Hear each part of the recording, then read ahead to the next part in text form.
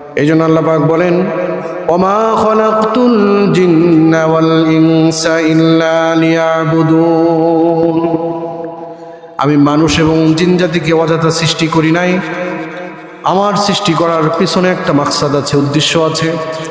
সে উদ্দেশ্য হলো তারা শুধুমাত্র কেবলমাত্র আমি আল্লাহ পাকের ইবাদত করবে, আমি আল্লাহ পাক যা কিছু দিয়েছি সেগুলোর শুকর আদায় করবে।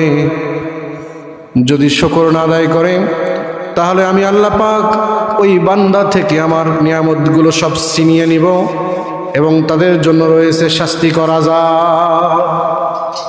শাস্তিকর আযাব রয়েছে।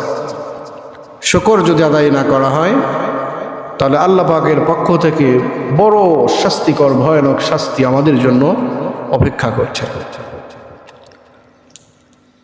পৃথিবীর সৃষ্টি অবধি যারা পৃথিবীতে আসছিলেন, আল্লাহ পাক যুগে যুগে অনেক আম্বিয়া কেরামকে প্রেরণ করেছিলেন এবং ইসলাম আসার পরে প্রত্যেকটা মানুষের একটা স্বভাব, একটা চরিত্র চেঞ্জ হয়েছে।